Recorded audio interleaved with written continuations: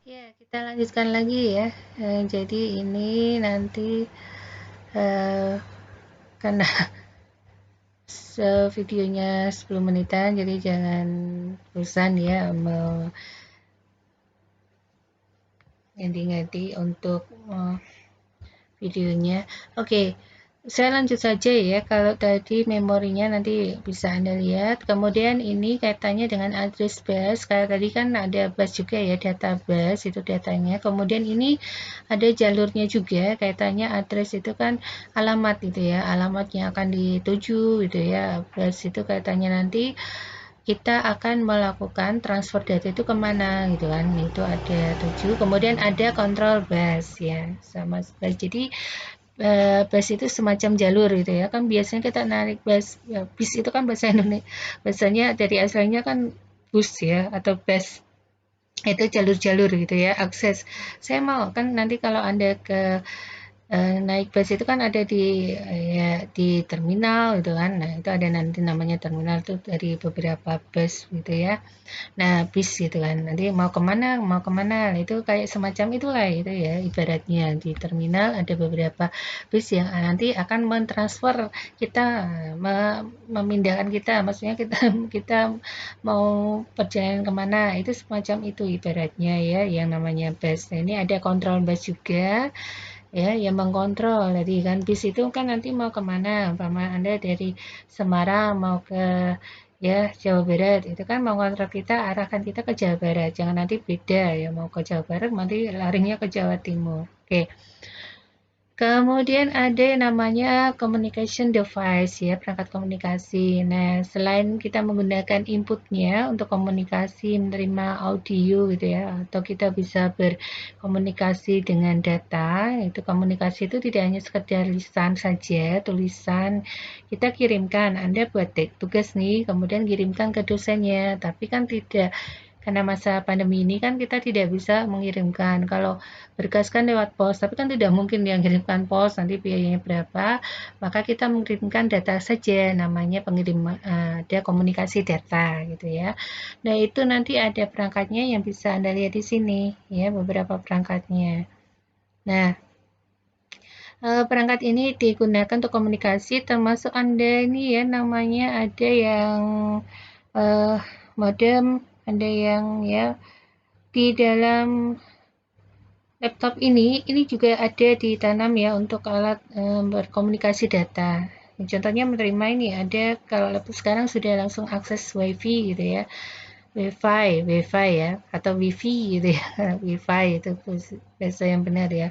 Ya, itu kan ada satu komponen yang menerima itu ya, aksesnya kita akses. Ada juga nanti kalau kita mau ke suatu tempat untuk bisa mengakses WiFi gitu ya, itu kan ada alat juga yang untuk mentransfer ya, untuk mentransfer agar kita bisa berkomunikasi dengan data. Biasanya kalau Anda lihat itu ya di suatu tempat atau di tempat yang free WiFi itu ya, itu Anda lihat di bagian ya suatu tempat itu nanti yang ada lampu berkelip-kelip, itu artinya itu yang merupakan untuk sarana berkomunikasi. Kayak kita berkomunikasi ada ini ya, menggunakan tubuh kita kan punya mulut gitu ya, ada suara. Nah, itu ada yang menerimanya. Nah, ini kan saluran kita bersuara kan, kalau outputnya kan telinga itu yang mendengarkan. Tapi untuk menyalurkan gitu kan, menyalurkan suara kita itu bagaimana? Itu ada udara lah, itu ya menyalurkan komunikasi kita, data-data kita itu ada perangkatnya ini ya.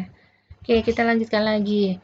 Selain kita lihat ya bahwa ada komponen komputer tadi, kita juga belajar lagi sebetulnya komputer itu untuk apa gitu ya.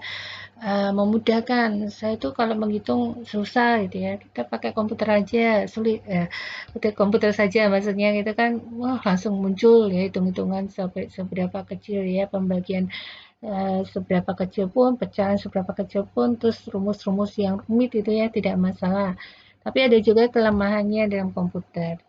Ya, di sini bukan berarti nanti dari kelemahan itu kita bisa dapatkan gitu ya. Maksudnya dari kelemahan tersebut terus nanti kita loh Nggak usah pakai komputer, tidak. Kelemahan itu karena buatan manusia, tapi kadang kan kelemahan bisa diatasi. Jadi perkembangan-perkembangan umpama ditemukan nih keterbatasan ya untuk komputer itu tetap para ilmuwan ya yang mempelajari komputer itu tetap berusaha untuk memperbaikinya. Jadi ilmu komputer atau perangkat komputer ini tidak hanya stabil gitu ya, dalam artian statis, yaitu sudah ya tadi perkembangan prosesor, terus perkembangan bentuk dan semacamnya.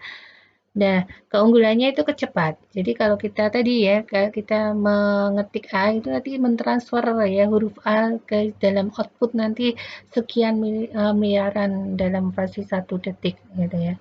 Kita ngetik nih, kalau biasanya kan kalau di ada ya kita pintar ngetik itu ya, itu dulu mungkin SMA atau SMK dulu ya, pernah ada ya keterampilan untuk mengetik ya, mengetik. Kalau dulu menggunakan mesin ketik itu wah sulit ya kalau manual.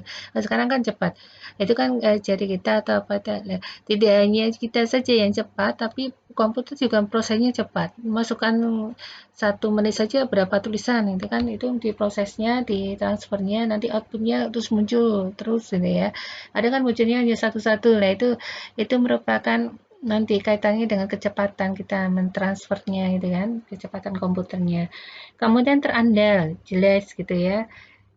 Setidaknya tadi yang pertama kita nulis apa gitu kan sudah banyak satu slide ini nanti disimpan kemudian kita buka lagi lain waktu bisa kita jumpai tulisan kita dengan mudah gitu ya atau kita menghitung maksudnya masukkan data ini mau saya masukkan rumus gitu ya nah kan kita tidak usah khawatir lagi bahwa nanti hasilnya rumusnya itu sesuai yang kita masukkan datanya nanti pas saat penelitian gitu ya, Anda nanti ada yang program-program pengolahan data, nah, itu yang dimaksudkan keterandalan gitu ya.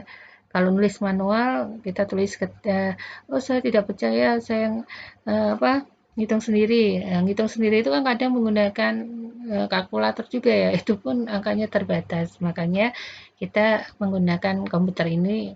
Selain itu juga saya membuat atau menyimpan dokumen, saya itu membantu pekerjaan ya di instansi seperti kesehatan juga.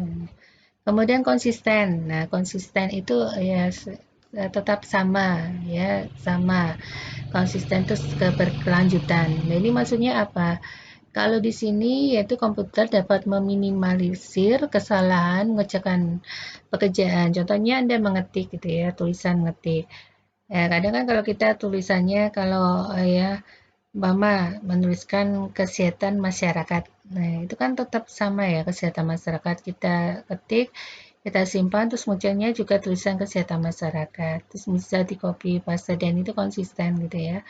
Terus tadi menghilangkan kesalahan. Contohnya tadi perhitungan gitu kan.